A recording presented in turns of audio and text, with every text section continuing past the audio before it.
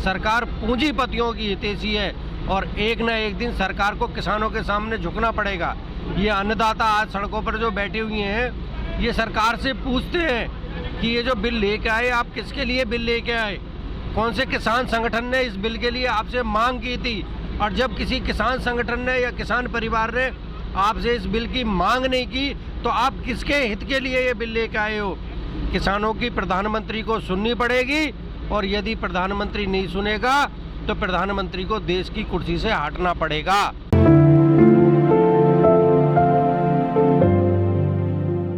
देखिए, सरकार को बात माननी पड़ेगी किसानों की। ये सरकार किसानों की बनाई हुई सरकार है और इस देश के प्रधानमंत्री ने किसानों से वादा किया था, अन्नदाताओं से वादा किया था कि यदि आपको मेरा काम पसंद ना आए तो 40 दिन के बाद में मुझे चौराहे पर आकर जूतियां मारना। मैं प्रधानमंत्री जी को वो बात याद दिलाना चाहता हूं कि आज 15 दिन से देश के अन्नदाता दिल्ली के चारों तरफ सड़कों पर पड़े हुए हैं। ऐसी ठंड में ठंडे पानी से नहा रहे हैं, ठंडे पानी से खाना खा रहे हैं, है ना। उनके लिए कोई व्यवस्था नहीं है और इस सरकार की कानों पर जूं नहीं रेंग रही है। इससे ये व्यतीत होता है और प्रतीत होता है कि सरकार किसानों की हितैषी नहीं है। सर, 6 दौर की वार्ता हो चुकी है सरकार से किसानों की, लेकिन सरकार तो सुन नहीं रही है आपकी बातों को। निश्चित रूप से सुनेगी। किसान, कल हमारे बहुत सारे किसान साथियों से बात हुई है, यहाँ पर उन्होंने बोला कि हम हटने वाले नहीं हैं, आर पार की लड़ाई के लिए तैयार हैं और उनका ये मानना भी है कि आज हटके तो कल हम बर्बाद होंगे। किसान जागरूक हो चुका, किसान जान चुका है। और मैं तो इस आपके न्यूज़ चैनल के माध्यम से एक बात सरकार से कहना चाहता हूं कि प्रधानमंत्री जी, इनकी बात को समझ जाइए, इनकी बात को सुनिए और सुनने के बाद में जो किसानों की मांग है उसको आप पारित करिए। देखिए, मैं आपसे एक बात कहना चाहता हूं, अन्ना आंदोलन एक प्रायोजित आंदोलन था भारतीय जनता पार्टी का। मुझे कहने में कोई गुरेज नहीं है और अन्ना आंदोलन में जो इशू थे वो भारतीय जनता पार्टी ने एक भी पूरा नहीं किया। आज जो आरोप कांग्रेस की सरकार पर अन्ना आंदोलन में लगे थे, एक भी किसी भी सदन में वो सेटिस्फाई नहीं हो पाया। मैं एक चीज़ कहना चाहता हूँ कि ये किसान प्रायोजित किसान नहीं है, ये आंदोलन प्रायोजित आंदोलन नहीं है, ये गरीब किसान की मांग है, देश के अन्नदाता की मांग है। और यदि इसको देश के प्रधानमंत्री ने नहीं माना तो निश्चित रूप से जाएगा, क्योंकि इन्हीं अन्नदाताओं की वजह से आज माननीय नरेंद्र मोदी देश के प्रधानमंत्री बने हुए हैं। सर, इस आंदोलन में कांग्रेस खुलकर सामने क्यों नहीं आ रही है? देखिए, कांग्रेस पार्टी ने पहले दिन से सड़क से लेकर सदन तक इस विरोध इसका बिल का किया था। कांग्रेस पार्टी के प्रदेश अध्यक्ष यहाँ पर होके गए हैं। प्रियंका गांधी, राहुल गांधी जी ने इस कानून का विरोध किया है। और जहाँ तक खुल के समर्थन की बात है तो किसान आंदोलन द्वारा आयोजित भारत बंद में कांग्रेस पार्टी ने पूरे देश के अंदर किसानों का साथ दिया है। और आज भी यहाँ पर हम बैठे हुए हैं, हम पार्टी के वजह से नहीं बैठे हुए हैं। मैं एक किसान का बेटा हूँ, पार्टी मेरे लिए माने रखती है, लेकिन उसके साथ साथ में किसानों का हित भी मेरे लिए है। यदि मेरा परिवार भूखा मरेगा, जो मुझे रोटी देता है, जिससे मेरी आँख खुलती हैं, यदि वही मेरा परिवार आज भूखमरी की कगार पर पहुंच जाएगा तो मैं राजनीति कैसे करूंगा?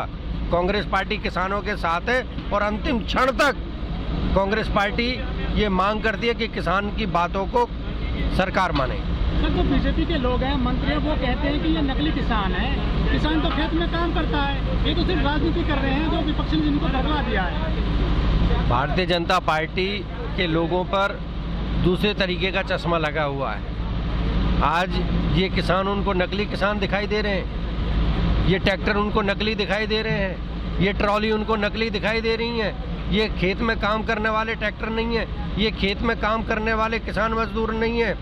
आने वाला समय यही किसान बताएगा कि हम असली थे या नकली हैं। इनको सद्बुद्धि दे परमात्मा, जल्दी से जल्दी इनकी मांग को माने। नहीं वो दिन दूर नहीं कि पैरी जैसी स्थिति भारतीय जनता पार्टी की होगी।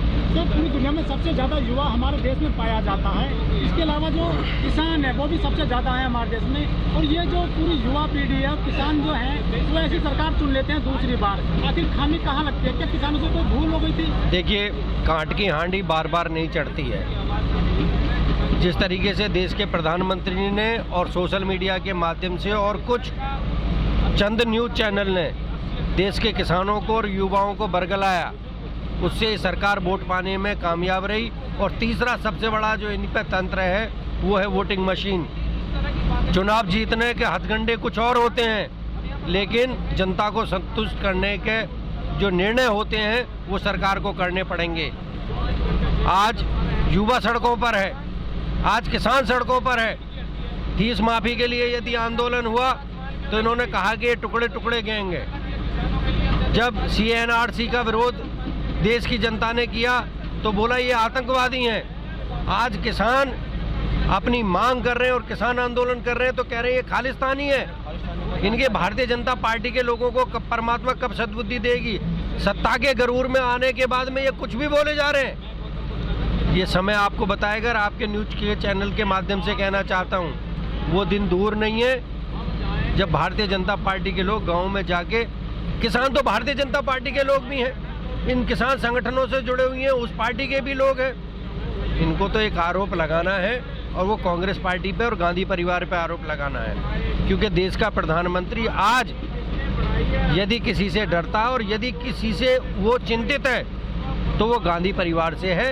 हर चीज़ में उसको गांधी परिवार दिखाई देता है, क्योंकि वो सत्य के साथ खड़ा हुआ है, वो किसानों की लड़ाई के साथ खड़ा हुआ है।